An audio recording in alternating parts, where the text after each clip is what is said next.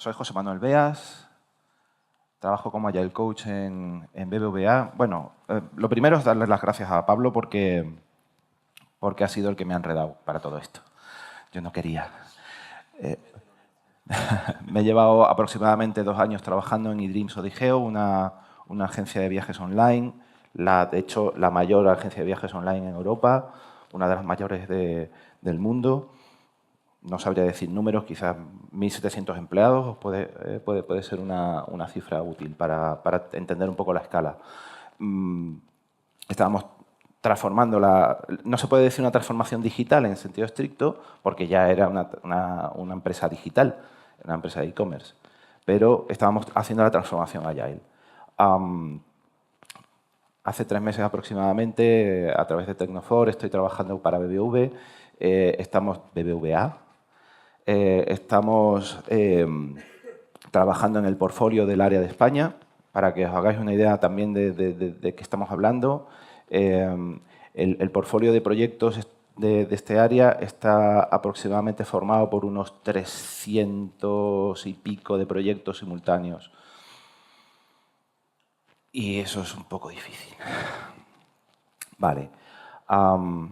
Toda esta charla en realidad surge porque Pablo y yo somos tuiteros empedernidos y en algún momento él habló de esos estados intermedios en los que se produce cuando abordamos una transformación de una gran compañía o de una gran organización en general.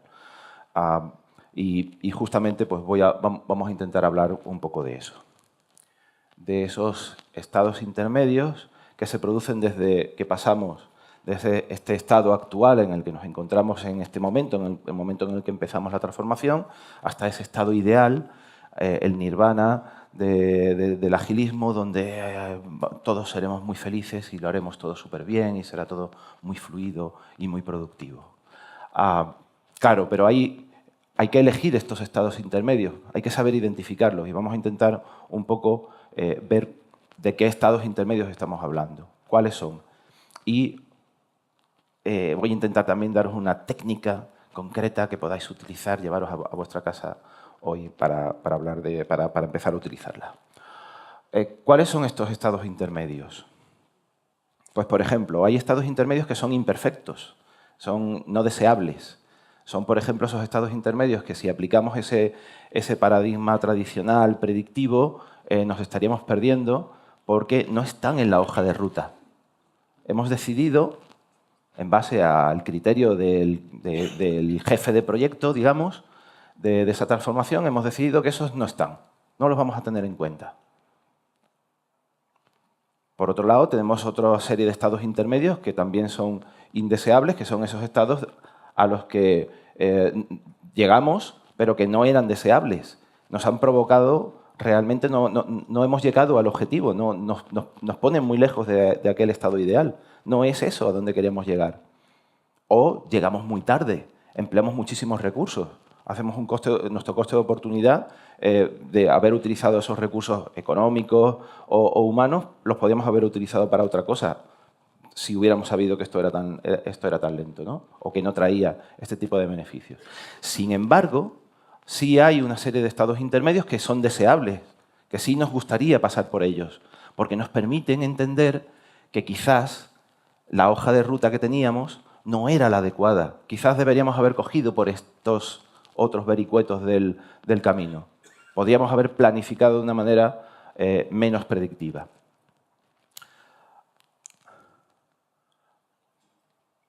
En realidad de lo que estamos hablando es de que tenemos que cambiar nuestro enfoque tradicional predictivo, que es implantar una transformación, cambiar nuestra organización. Deberíamos pasar a pensar en términos de descubrimiento. Debemos descubrir cuál es nuestra nueva organización. Seguramente habréis visto algunos que hayáis leído sobre el modelo Spotify, el famoso modelo Spotify. Lo que se plantea es, mucha gente lo está utilizando como una receta y hay que implantar el modelo Spotify. En realidad de lo que estamos hablando y lo que los propios Spotifyeros, ¿se puede decir así? Dicen es no implantes el modelo Spotify, es descubre tu propio modelo, ¿de acuerdo? Es lo mismo que dicen cualquier compañía que está utilizando un modelo Lean o un modelo Agile basado en los principios de Agile de descubrimiento, ¿vale? Agile, de hecho, lo que plantea es el lema de inspeccionar y adaptar. Es decir, hagamos esto de manera frecuente. Es decir, no solo lo hagamos una vez, no solo hagamos el descubrimiento una vez, sino que tenemos que utilizar métodos que nos permitan ir descubriendo de a pocos, ¿vale? Magia. Le doy otra vez. Ahora. Dejadme que haga un pequeño paréntesis teórico, ¿vale? En realidad, hay diferentes tipos de problemas.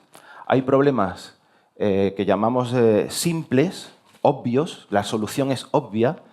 Tenemos las mejores prácticas del mercado para solucionar este problema.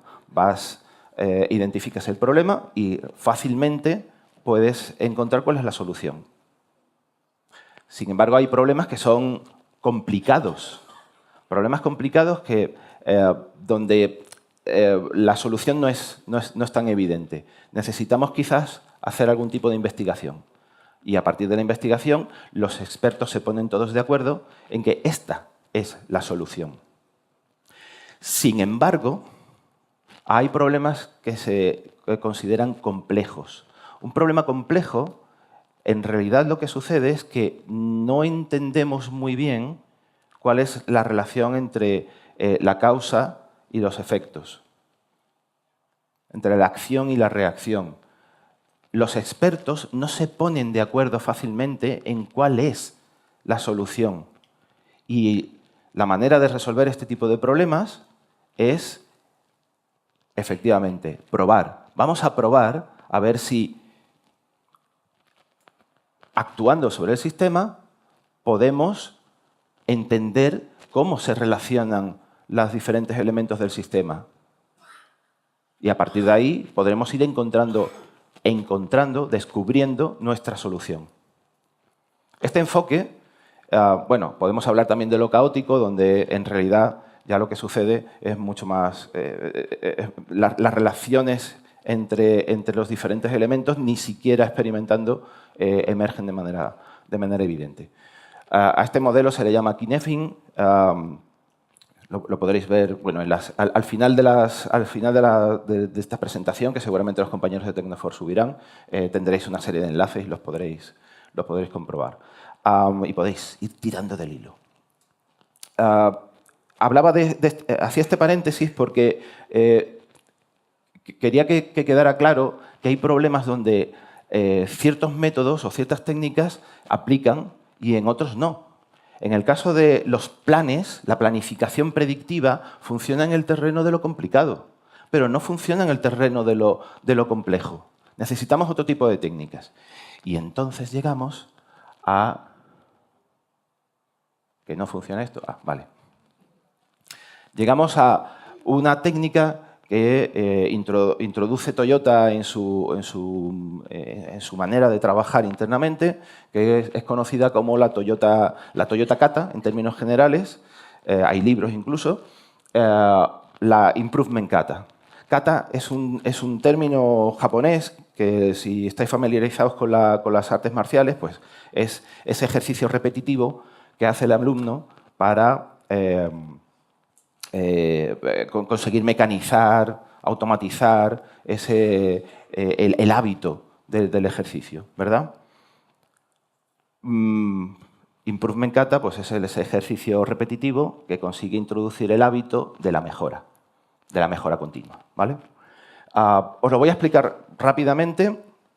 Insisto en que al final de la presentación tendréis algún enlace donde podréis ir tirando, pero yo creo que es interesante que al menos tengáis una visión general.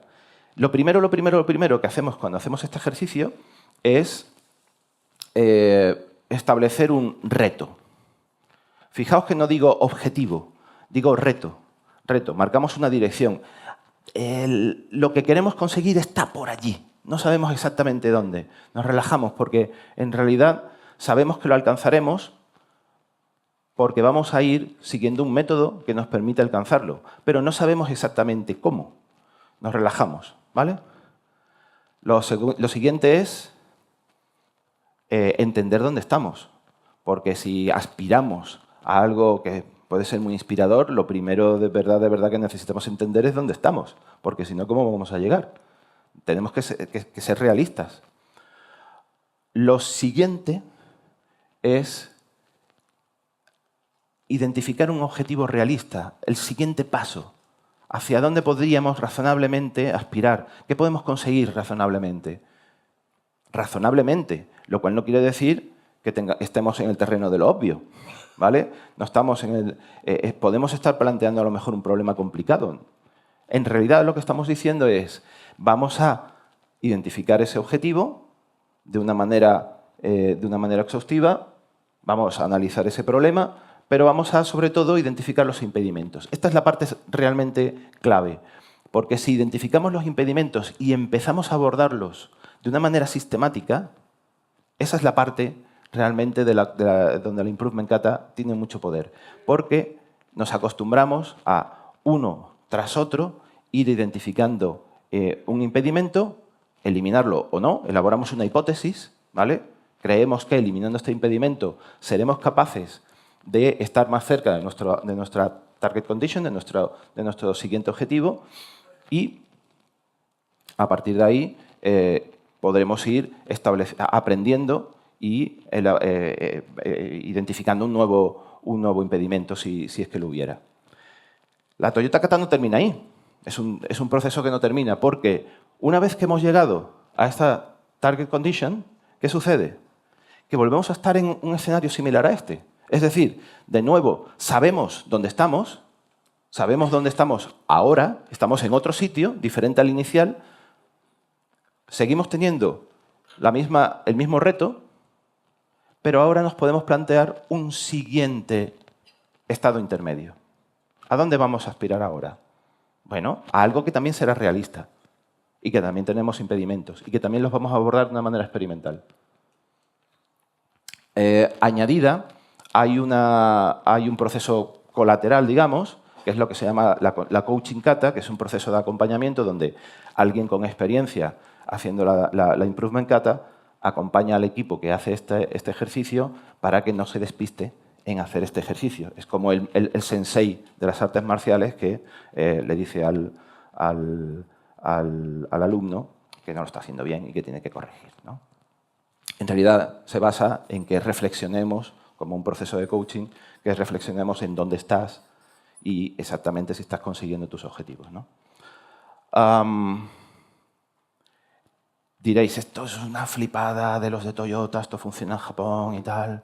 En eDreams, mi jefe, Peter Kessbaumer, también he puesto un enlace donde él cuenta un poco su experiencia, utilizó Toyota Kata, utilizó la Improvement Kata para acompañar a una serie de managers a mejorar todo el proceso de entregas para las releases de la compañía. Creo recordar, si no recuerdo mal, estábamos hablando de que antes de empezar este ejercicio hacían algo así como una release cada 2 semanas, puede ser, y al final, en un momento dado, estaban haciendo releases, creo que aproximadamente 2 cada día o algo así, ¿vale? La mejora es significativa. De hecho, la mejora no solo es significativa, sino que permite que el hábito se haya quedado dentro de eso, internamente en esos managers, ¿vale?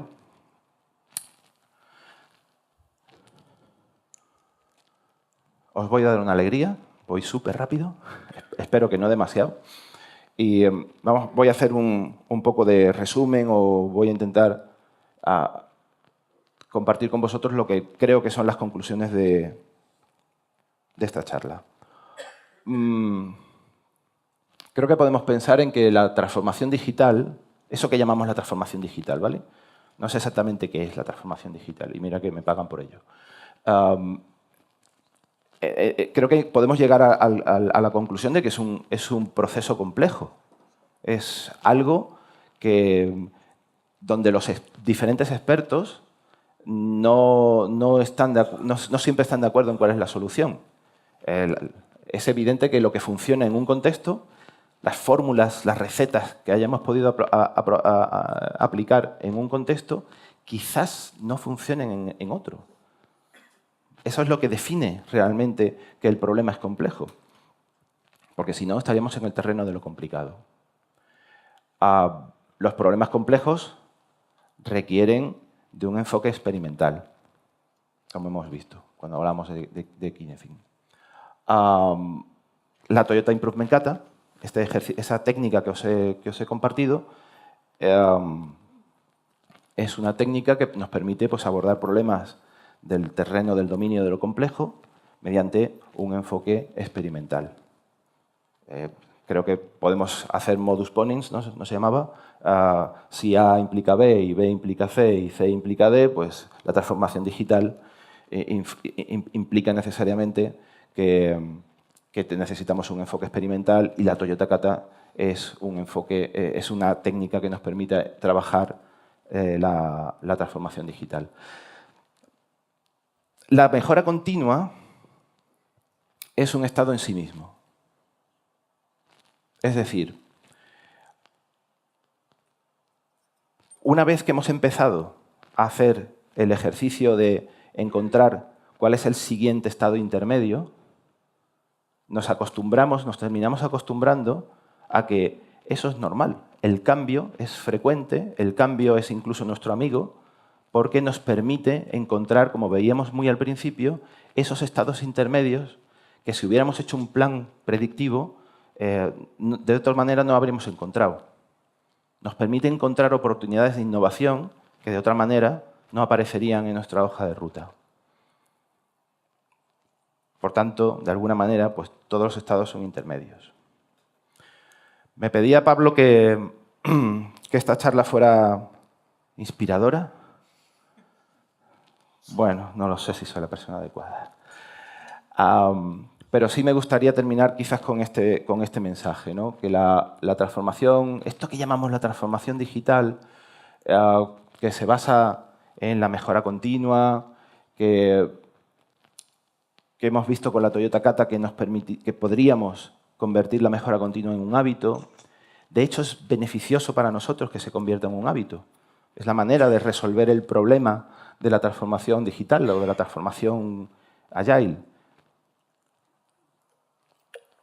Pero si os dais cuenta, en realidad, cuando hablamos de hábitos, estamos hablando de un cambio de mentalidad.